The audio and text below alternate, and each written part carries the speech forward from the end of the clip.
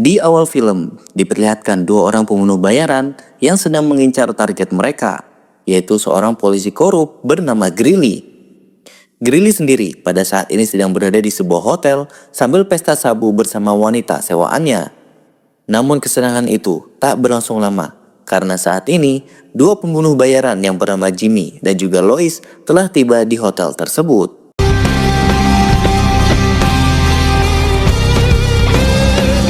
Saat tiba, Jimmy dan Lois memperlihatkan rencana polisi kepada Greeley untuk memeriksanya. Greeley langsung menolak Jimmy dan Lois karena tidak bisa menunjukkan surat perintah. Karena tidak ingin menarik perhatian lebih jauh, Jimmy dan Lois pun akhirnya memaksa masuk dan langsung mengeksekusi Greeley. Keep your fucking pants on! Sementara Lois membuat TKP seolah-olah seperti lokasi pencurian. Jimmy mencoba mengecek kamar mandi dan bertemu wanita sewaan Greeley yang sedang dalam diam ketakutan. Jimmy sebenarnya sudah mau mengeksekusi si wanita itu, langsung mengurungkan niatnya setelah melihat tato bergambar seekor puma. Di kamar, akibat adrenalin yang tinggi sehabis nyabu, Greeley kembali bangun dan menyerang Lois. Jimmy yang melihat rekannya dalam bahaya, tanpa berlama-lama, langsung menembak Greeley tepat di bagian kepala. Hey! Setelah menyelesaikan tugas, mereka berdua pun membuang semua barang bukti itu di sungai. Lois lalu bertanya kepada Jimmy, apakah tidak mengapa jika wanita sewaan tersebut melihat diri mereka. Jimmy lalu mengatakan, jika wanita seperti itu tidak akan berani berkata apa-apa kepada polisi, karena dirinya lebih takut kepada pembunuh bayaran seperti mereka ketimbang kepada polisi. Setelah semuanya beres, mereka berdua pergi ke sebuah bar untuk merayakan keberhasilan tugas mereka. Disinilah terlihat ada seorang pria yang sedang mengawasi Jimmy dan juga Lois. Ketika Jimmy pergi ke toilet, disitulah sebuah malapetaka terjadi.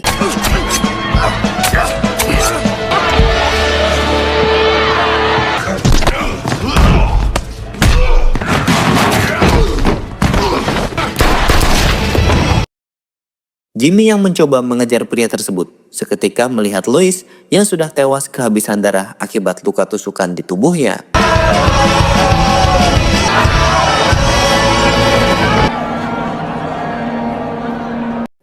Scene lalu mengajak kita mengenal latar belakang dari Jimmy. Sejak kecil, Jimmy adalah sosok yang brutal. Selama hidupnya, Jimmy sudah pernah ditangkap sebanyak 26 kali, disidang 4 kali dan menjadi narapidana sebanyak 2 kali. Ketika menjalani aksinya, Jimmy memiliki dua prinsip yang pantang untuk dilanggar, yaitu membunuh anak-anak dan juga wanita. Scene lalu memperlihatkan seorang detektif dari Washington bernama Tyler Kwon. Ia saat ini sedang ditugaskan untuk menyelidiki kasus kematian Greeley yang merupakan rekannya sewaktu bertugas. Singkatnya, Tyler yang sudah tiba di kantor polisi diajak ke ruang otopsi untuk melihat jasad Greeley.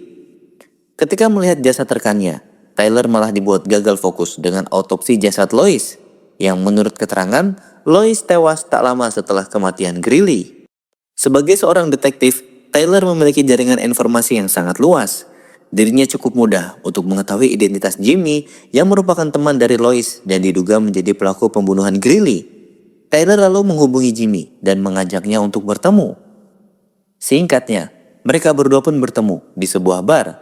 Tyler menjelaskan, jika kematian Greeley dan Lois terjadi di waktu berdekatan. Dia juga menemukan kejanggalan karena bagaimana mungkin Lois yang sudah sangat berpengalaman dalam membunuh orang bisa tewas dengan mudah kecuali dengan rencana yang licik. Jimmy yang mendengar hal itu langsung sadar jika sejak awal misi membunuh Greeley merupakan sebuah jebakan untuk membunuh dirinya dan juga Lois. Tyler lalu mengajak Jimmy untuk bekerja sama mencari pelaku di balik kematian dua rekannya. Namun Jimmy menolak dengan alasan dirinya tidak percaya terhadap polisi. Change your mind, give me a call. Saat keluar dari bar, Tyler melihat ada dua orang pria yang sangat mencurigakan mengikuti dirinya. Akhirnya, Tyler pun lari mencari tempat bersembunyi di sebuah parkiran mobil untuk mengelabui dua pria tadi. Saat ada kesempatan, Tyler langsung membunuh salah seorang dari pria itu dan menemukan sebuah lencana polisi. Saat dirinya masih kaget karena ternyata yang mengikutinya adalah sesama polisi, disitulah salah seorang lainnya menembak Tyler dan mengenai dadanya. Saat pria itu hendak menghabisi Tyler, tiba-tiba Jimmy langsung menyuruh Tyler untuk masuk. Jimmy mengatakan jika dirinya berubah pikiran dan bersedia bekerja sama demi membalaskan dendam sahabatnya. So you're gonna be dead too if you don't get in here and get fixed up. You got two choices. You come with me and get fixed up. Di tempat lain, terlihat seorang mafia bernama Morel dan pengacaranya Baptist sedang berkumpul dengan sosok pembunuh bayaran beringas bernama Keegan, orang yang sudah membunuh Lois sebelumnya.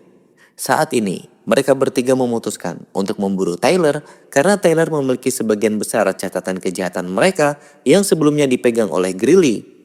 Disinilah semua menjadi jelas kenapa Greeley yang merupakan seorang polisi di Washington DC sengaja datang jauh ke kota New Orleans untuk memeras mafia-mafia ini.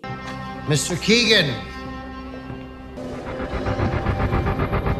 Di tempat lain, Jimmy dan Tyler saat ini sudah tiba di sebuah tempat tato milik anaknya Jimmy yang bernama Lisa. Jimmy lalu meminta Lisa untuk mengobati luka Tyler. Lisa. Masih di malam yang sama, terlihat Keegan mendatangi sebuah bar kecil milik rekan dari Greeley. Ia membabi buta, membunuh orang-orang yang ada di sana demi mengambil sebuah berkas yang merupakan bukti kejahatan Morel.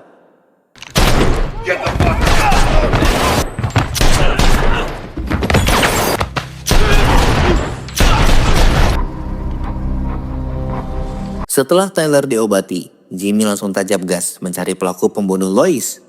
Jimmy mengatakan kepada Tyler jika kala itu dirinya disewa untuk membunuh Greeley lewat seseorang perantara bernama Ronnie. Tyler lalu menghubungi informannya untuk mencari tahu latar belakang dan keberadaan Ronnie saat ini.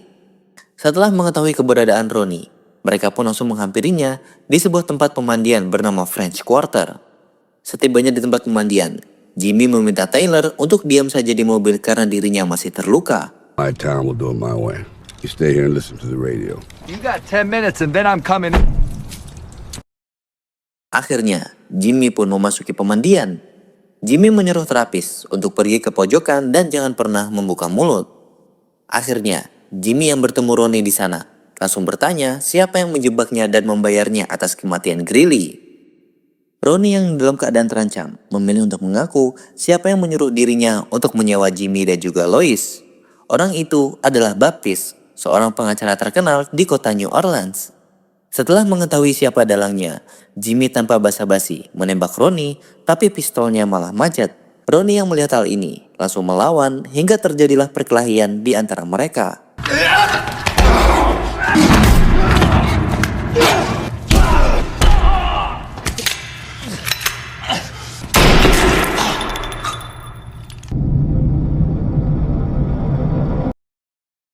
Setelah Jimmy berhasil menghabisi Ronnie, Jimmy sangat kesal dan langsung memukul Tyler karena sudah berani mengeluarkan peluru di dalam pistolnya.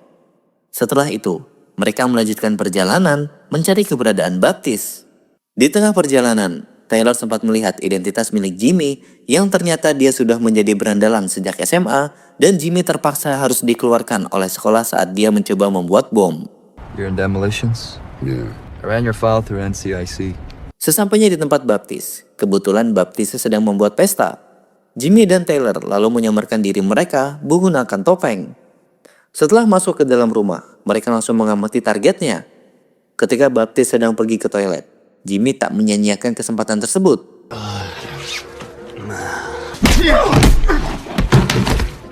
Mereka berdua lalu membawa Baptist ke dalam mobil.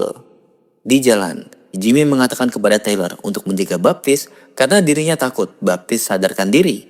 Tapi Tyler menolak karena dia yakin Baptist akan terus pingsan selama perjalanan.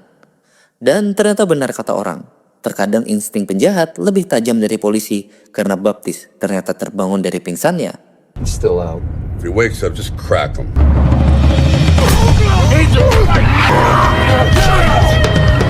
Good call. Di samping itu, Morel dan Keegan yang menyadari Baptist menghilang segera melacak keberadaannya karena di dalam tubuh Baptist tertanam sebuah chip GPS. Di dalam rumah, Jimmy dan Tyler saat ini sedang berdebat siapa yang akan menginterogasi Baptist. Tyler mengajukan diri karena khawatir jika Jimmy yang menginterogasi, dia akan berbuat kelewatan. Akhirnya Taylor mengajukan beberapa pertanyaan ke Baptiste, namun Baptiste ternyata tidak kooperatif. Hal ini membuat Jimmy kesal. Dengan pendekatan yang barbar, Jimmy pun memaksa Baptiste untuk menjawab pertanyaannya. Setelah mengetahui otak di balik ini semua, Jimmy langsung menembak Baptiste dengan senjatanya. How long have you been doing business with Ronnie Earl? Fuck! Oh, okay. I'll tell you about Morel. Tall guy, yeah, it's Keegan. It's around my neck. I copied Grilly's whole life. Son of a bitch! Tanner lalu memberi peringatan ke Jimmy untuk tidak membunuh orang sembarangan dengan seenaknya. Jimmy mengatakan apa yang dia lakukan adalah hal yang wajar dan juga setimpal atas perbuatannya kepada Lois. Setelah itu, secara tiba-tiba, rumah mereka ditembaki oleh Keegan dari luar. Jimmy dan Tyler pun kabur dengan berenang di bawah air, lalu meledakkan bom yang memang disiapkan oleh Jimmy.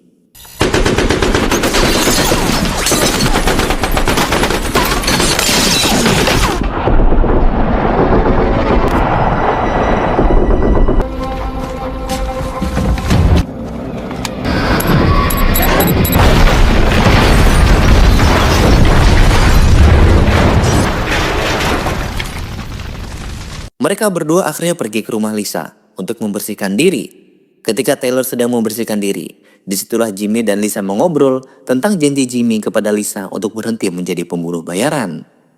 Setelah itu, Jimmy pun memilih menunggu di dalam mobil saja, sementara Taylor yang sudah selesai mandi mengobrol dulu dengan Lisa sebelum pergi. Do you know we're judged based on our actions? He's done a lot of bad things.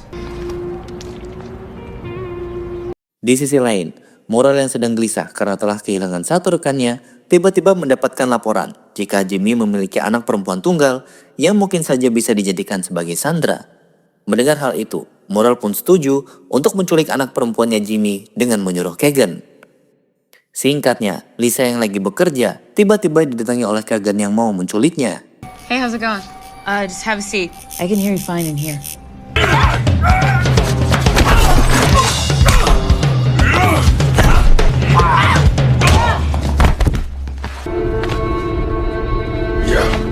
Jimmy dan Taylor yang sedang dalam perjalanan tiba-tiba ditelepon oleh Keegan.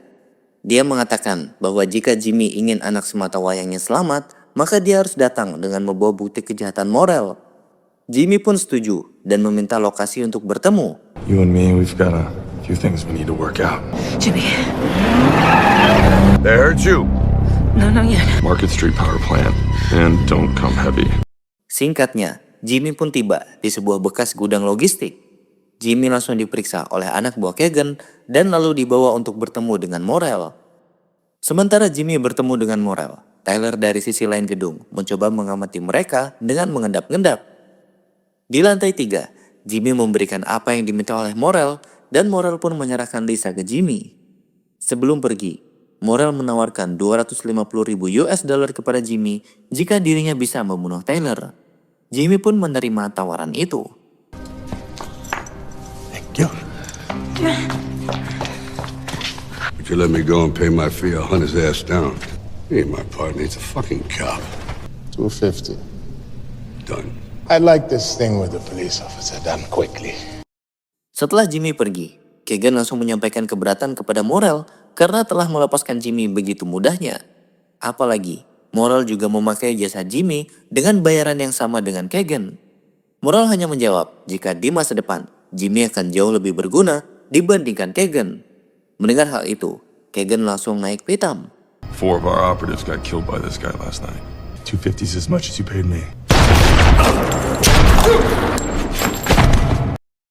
Setelah membunuh Morel, Keegan langsung mengejar Jimmy.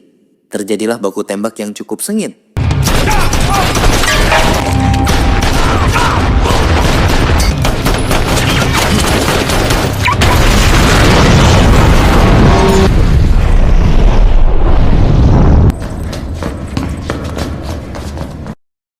Di tengah baku tembak, Lisa yang nyaris saja terkena tembakan diselamatkan oleh Tyler. Di sisi lain, perkelahian sengit terjadi antara Jimmy dan juga Keegan. Mereka memilih untuk bertarung ala Viking dengan menggunakan sebuah kapak.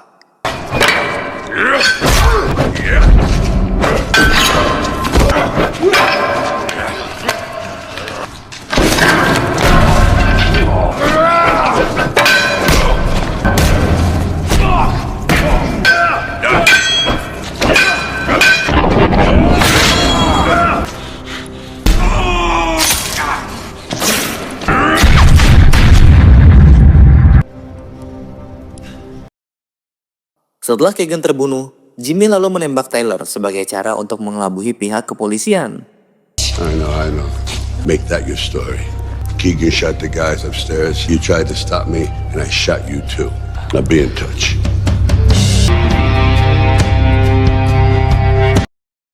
Singkatnya, beberapa bulan setelah kejadian, Jimmy dan Tyler bertemu kembali di bar tempat awal mula mereka bertemu. Tyler memberitahu jika dirinya ingin menjadikan Lisa sebagai pasangannya dan meminta Jimmy untuk menepati janjinya untuk berhenti sebagai seorang pembunuh. I'm not gonna come after you for anything you did in the past. That'll be the day. Dan film pun tamat dengan memperlihatkan Jimmy yang mengendarai mobil baru.